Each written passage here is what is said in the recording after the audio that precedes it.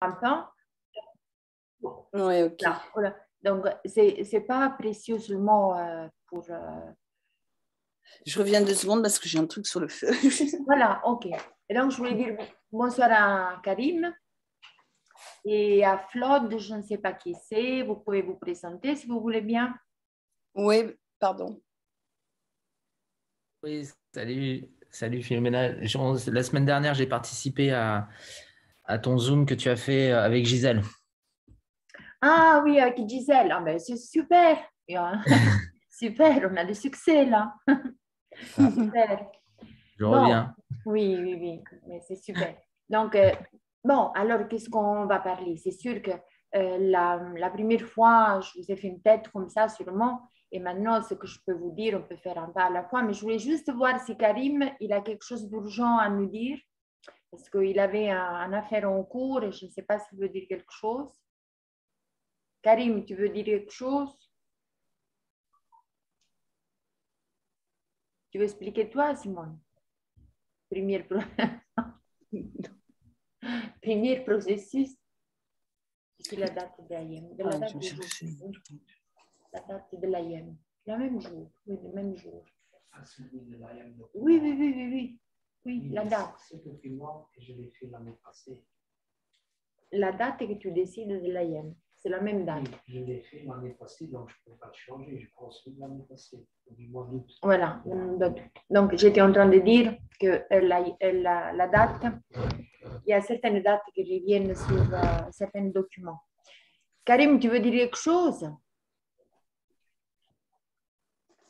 Non. Bon.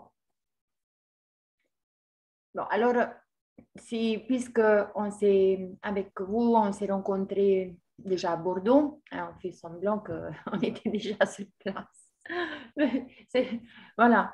Mais bon, on va arriver aussi à décoller. Ne vous en faites pas, il va y avoir des changements, ça c'est clair. On est tenace, on est déterminé. Donc, on va prendre aussi l'avion avec Universal Pass. Il faut que ça marche. Donc, qu'est-ce que je voulais vous dire?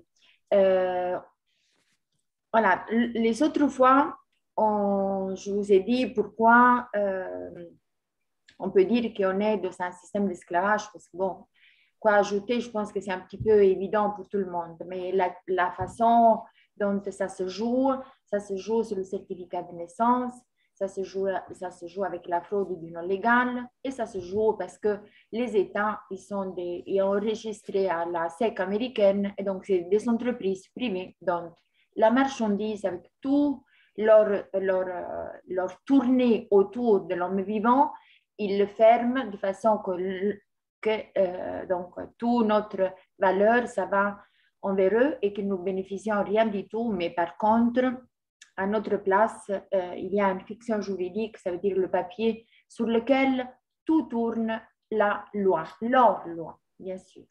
Maintenant, pardon. Voilà. Ben, à ce propos, j'ai une question. Oui, dites. En fait, moi, ce que j'arrive pas à comprendre, ou alors il faudrait que je le vois écrit dans ce blanc. Ce que je comprends pas, c'est le fait, c'est la manipulation de l'acte de naissance, en fait, que suivant l'écriture, on soit transformé en marchandise. C'est ça que je comprends pas. Oui, donc, disons que avec le certificat de naissance, on est inscrit, on entre dans le droit maritime. Et donc, c'est comme si, après 7 ans, si notre maman ou nos parents n'ont pas réclamé ce certificat, ça veut dire qu'on est présumé disparu en mer. Alors, mais c'est ça que je trouve bizarre. Oui, je sais, c'est un petit peu, vous savez, c'est même pas pour moi, c'est facile d'expliquer parce c'est tellement tourné minutieux que ça veut dire que nous venons ici sur Terre, nous naissons, par une maman que malheureusement elle est déjà dans le système. Ça veut dire que quand la maman elle porte l'enfant dans le ventre et puis qu'elle livre l'enfant, il y a un officier de public déjà à l'hôpital. Ça veut dire qu'on est déjà dans un contexte du système. Le moment que l'enfant il est pris dans les mains, ça veut dire que la marchandise elle est livrée. Alors, le système, qu'est-ce qu'il veut? Que la marchandise soit inscrite à la commune. La commune, c'est quoi? C'est le système. Oui, Voilà. Pour nous, c'est normal, ok? Pour nous, c'est normal. Nous ne nous demandons pas pourquoi il faut y inscrire. Mais dis, mais écoute, il faut quand même l'inscrire parce qu'il y en a, s'il y a 10 Maria, 10 oui, voilà aussi par rapport aux parents. par rapport à quoi, au fond? Mais excusez-moi, mais ce que je me dis, du coup, Oui. c'est bon, c'est pour mieux comprendre peut-être. Du coup, une maman qui va accoucher, Oui. qui pense à faire les formalités classiques, celles dont vous parlez, Oui. qu'est-ce qu'elle doit faire pour que justement son enfant ne soit plus considéré comme marchandise? Ben, avant, disons, le 2012, on aurait, de toute façon, c'est inutile de dire parce que de toute façon, cette réalité n'était pas là. Maintenant, il y a, à travers la procédure, nous pouvons effectivement déjà dire que notre enfant, on l'inscrit en minuscule ou la maman, en effet, elle inscrit. En effet, on ne devrait même plus l'inscrire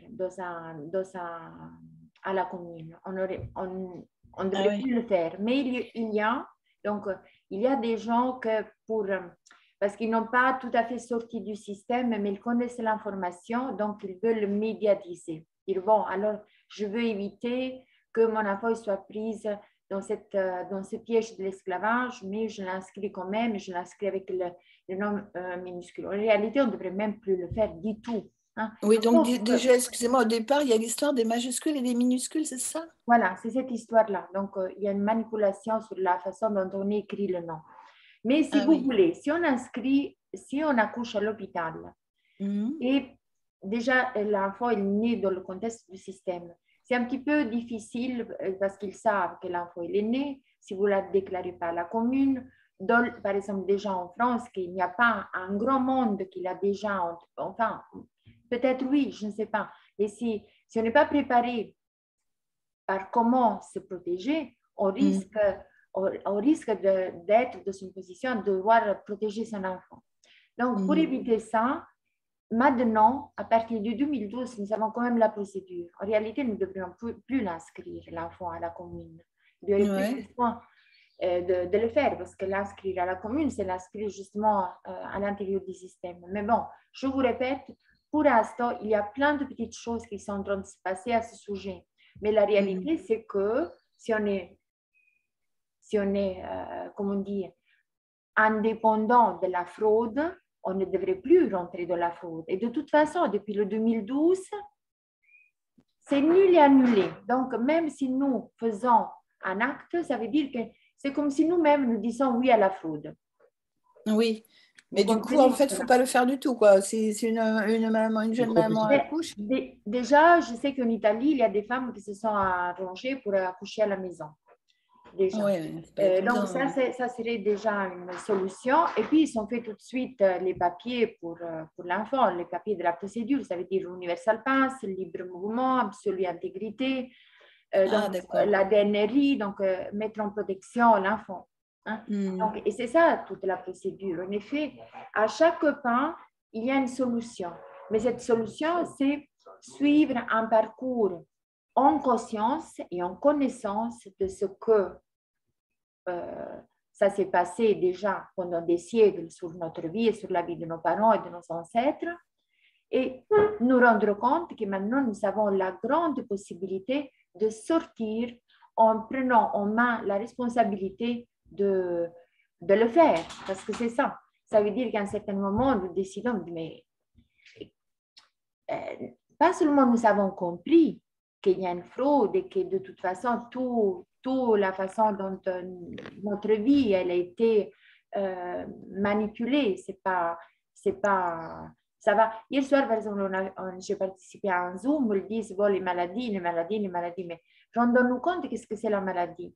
Ça veut dire que, vous savez, toute notre vie piégée dans un système de fonctionnement social où il n'y a aucune issue pour pouvoir vraiment vivre en créateur de soi-même. Ça veut dire que l'être vivant, il n'a pas vraiment la possibilité de s'exprimer. S'il n'a pas de possibilité de s'exprimer, il refoule son énergie automatiquement. Et ça commence déjà quand on est enfant, dans le système scolaire, dans le système tout. Et donc, à quelque part, 8 heures de travail parce qu'il faut gagner de l'argent. Si on a la chance, on a choisi sa profession, mais quand même conditionné par le système, ça veut dire qu'on fait, mais on est quand même là-dedans. Et ça veut dire c'est pour ça que je me dis, déjà, ce qui est bien, c'est de commencer par le commencement. Déjà, les enfants à naître, commencer à les mettre dans le bon tiroir, on va dire, le tiroir de la liberté.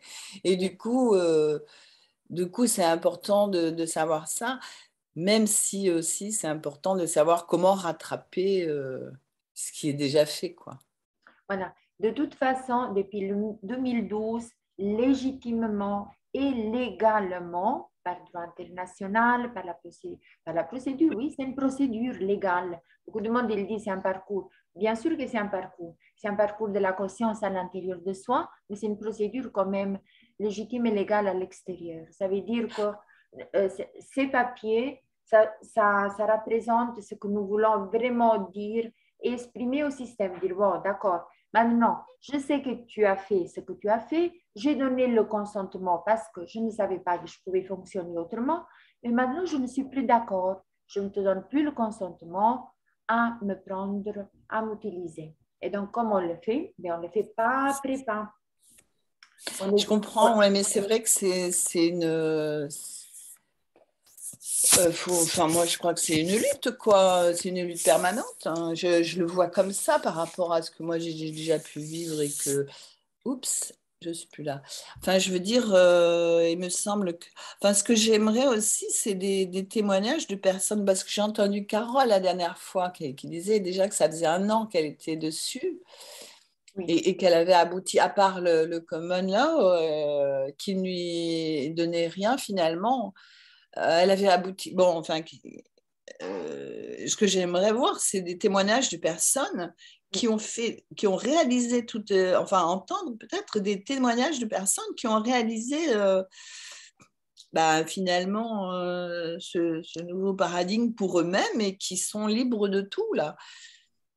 Alors, le premier témoignage, je crois que nous l'avons déjà par cette femme qui a écrit la procédure, parce qu'elle était dans un état complètement, bon, plus déterminée que ça, je veux dire, à courir le risque de sa vie. Voilà, ça c'est le premier témoignage. Deuxième, disons qu'en Italie, ces derniers 2 ans, ça a commencé par une femme qui s'appelle Barbara Banco, disons qu'elle a commencé à divulguer l'information à toute allure. Et disons qu'il y a des témoignages, en effet, je ne sais pas si je pourrais vous montrer là. J'ai, je pense, une quinzaine de chats OPPT en Italie, en tout. Et ce n'est pas tout, hein. Il y en a au moins une trentaine. Il y a aussi un canal Telegram, il n'y a que des témoignages. Mais ça coule toute la journée. Ça veut dire une fois ça, une fois l'autre, une fois l'autre. Donc,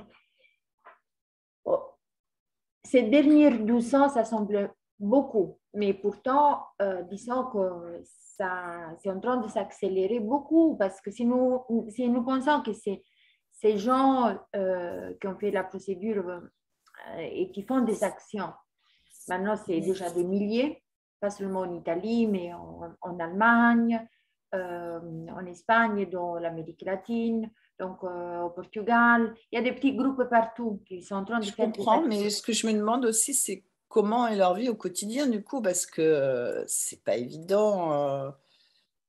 En fait, c'est pas. Leur vie au quotidien, maintenant, ça, c'est leur priorité. Moi, je pense, si je peux me permettre, Philomena, je pense que. Je t'en prie. C'est une question d'honneur. C'est pas une question. La liberté, c'est une question d'honneur. C'est pas une question. Ah oui, mais ça n'a rien à... Enfin, si, ça a à voir, mais je veux dire, après, comment c'est vécu, quoi. C'est pas évident. il y a des gens qui peuvent se sentir...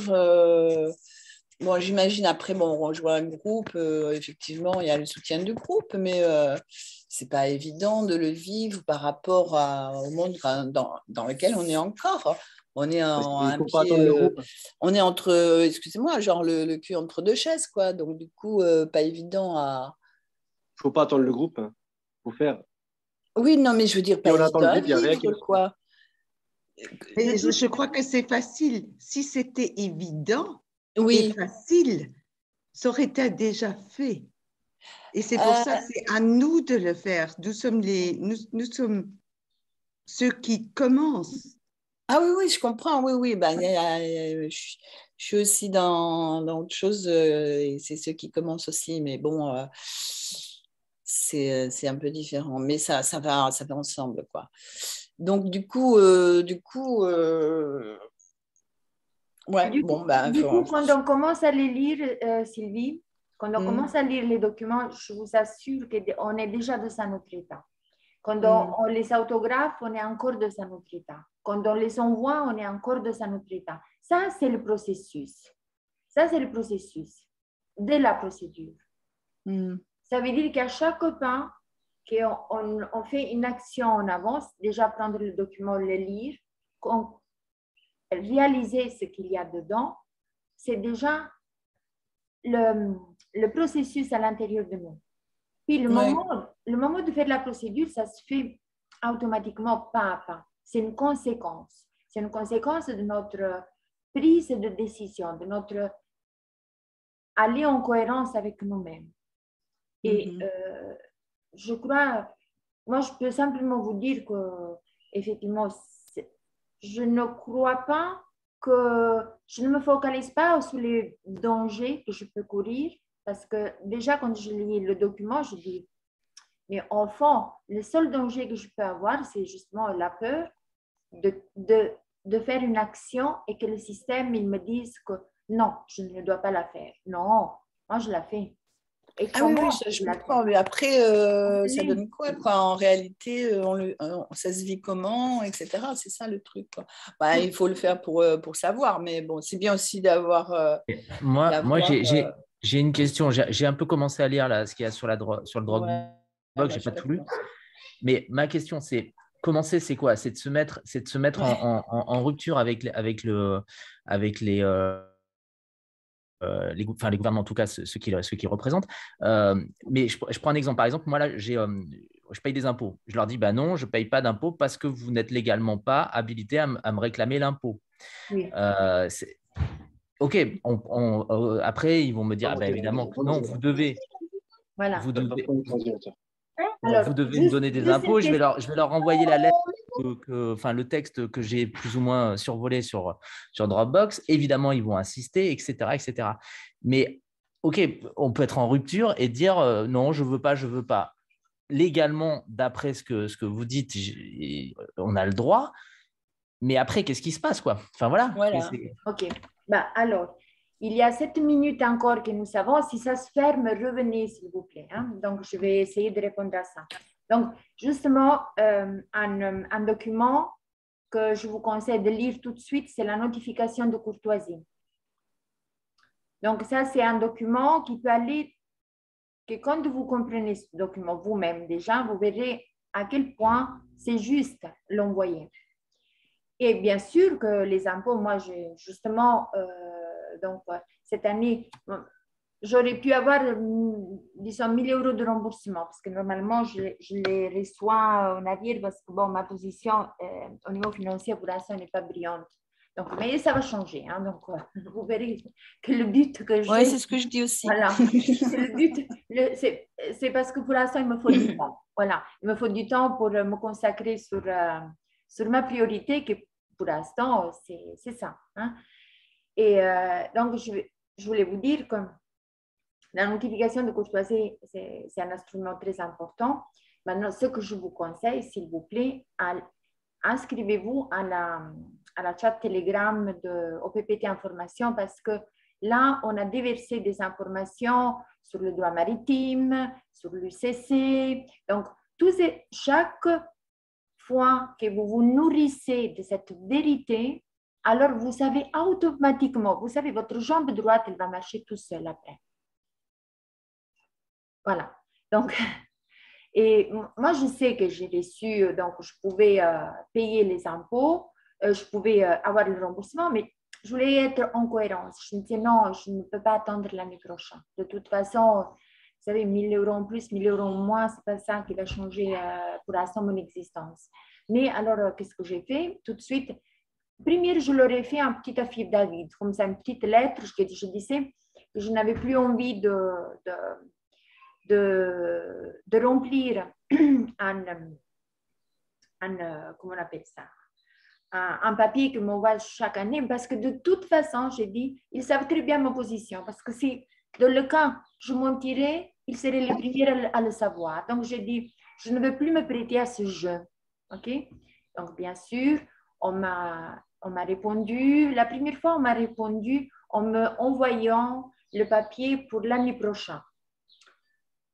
Donc, je me suis dit, bon, ils se sont arrêtés. Puis, ils m'ont envoyé une autre lettre pour, comme menace que si je ne faisais pas la déclaration, j'aurais payé 800 €. Alors, bien sûr, j'étais sur le papier de 800 €. Donc, j'ai fait, ça marche comme ça. C'est vraiment la procédure. Donc, on fait le rejet, on écrit d'une certaine façon, on prend la notification de courtoisie et on leur envoie.